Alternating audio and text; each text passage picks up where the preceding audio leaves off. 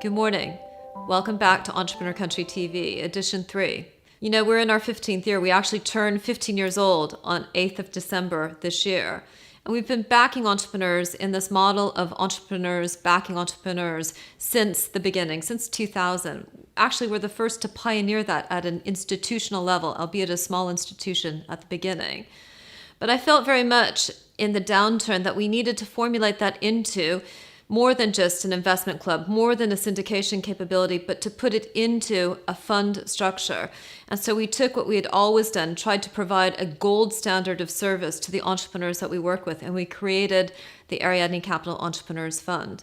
This morning, I'm going to share with you some of the entrepreneurs that we've backed, the reasons why, and their stories.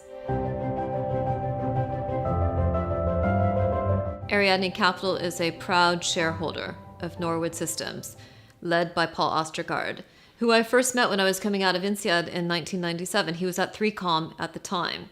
He understood enough about telecommunications to realize that mobile data roaming did not need to be expensive. So what Paul has done with Norwood is to deliver the world phone to the market. They have both the sales and the product expertise to solve a real problem. And in doing that, they're proving our thesis that digital enablers like Norwood are ultimately going to have the impact on the telecommunications market to not just gloss over this expensive data roaming problem, but to really service their customers well. And the international business traveler benefits enormously by Norwood's World Phone.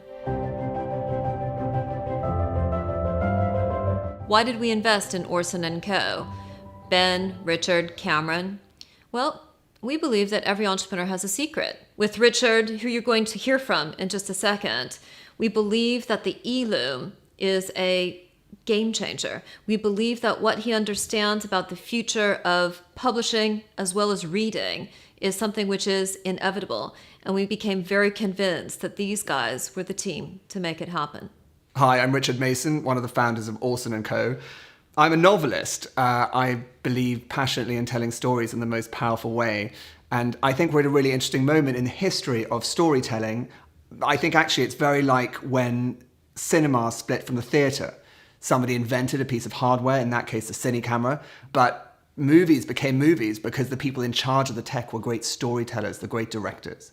I think now that we have touchscreen devices like the iPad, there's the possibility for a whole new kind of multi-sensory storytelling. But authors, storytellers have to be in charge, using the technology to tell the story in the most powerful way. So we partner with publishers using their amazing IP. We partner with other authors. We have a legion of brilliantly creative techies who make it all happen. And we've made the e-loom, which has been called the single most powerful digital book interface ever. And, you know, I picked Ariadne as one of our lead investors because Julie Meyer is super smart. She's very connected. I like the way that she thinks about small, innovative companies working with much bigger ones, her concept of the David and Goliath. We've worked with them to put together a few really successful funding rounds, and I'm excited by what the future holds. Why did we invest in David Courtier-Dutton's business, SoundOut? What he essentially created was a vault of crowd-reviewed music, which became incredibly powerful for breaking new artists. But here's the point that I wanted to share with you this morning. Part of what building businesses is all about, and hopefully what Ariadne helps our companies do, is to identify their natural allies. In determining who your natural allies are, you have to ask yourself a very simple question. In whose interest is it for me to be successful? It was obvious that the record labels should be interested in doing outsourced crowd-based A&R, but the record labels had a lot to lose, actually. So what he had to do was he had to think broadly about his natural allies. He had to actually say, you know what, the radio stations are kind of sick of being told by the record labels which artists to play. I'm going to help the radio stations break new artists. You see with Norwood how they're transforming telecommunications with the World Phone, servicing business travelers better. You see with Orson Co how they're transforming publishing with the e-loom. And you see with SoundOut how their outsourced crowd-based A&R system is transforming huge industries like fashion, retail, and music. That's the work of helping entrepreneurs go-to-market. It's not glamorous and it's certainly not guaranteed.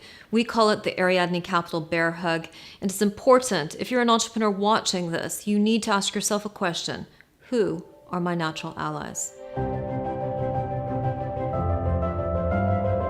Ariadne Capital itself, as a venture capital fund, is being disrupted by crowdfunding, of which there are apparently 146 crowdfunding sites in the United Kingdom alone. So we decided to embrace it. One of our portfolio companies, Tagstar, led by Marjorie Leonidas, which provides social proof messaging. So you could be on very.co.uk, you could actually have a message pop up that says, you know what, you're looking at that blue dress right now. You should know that 59 people have already bought that dress and only 17 dresses are left. It's remarkably effective, and companies like Argos and Shop Direct are purchasing Tagstar to enable them to build digital revenues and to service their end customers better. But we put Tagstar on Funding Tree. We're the lead investor there with some great founding shareholders like Stuart Rose, but we decided to allow retail investors to also participate in the upside of Tagstar. So Ariadne Capital is embracing the digital disruption itself. I always say, think big, start small, move fast. Because if you ever stop thinking big as an entrepreneur, it's game over. That's what entrepreneurs do. But you gotta start small. I don't care how much capital there is. I don't care which venture fund has backed you. I don't care how much money you have in your bank account. You gotta watch the unit economics and to be getting that product market fit as tight and as fast as possible. And then you do have to move fast. It's all about energy. It's all about cycle time, velocity towards your goal. Think big, start small, move fast. Thanks so much for being with us again this morning for Entrepreneur Country TV. Thank you so much for sharing this with your friends, and I look forward to seeing you next week.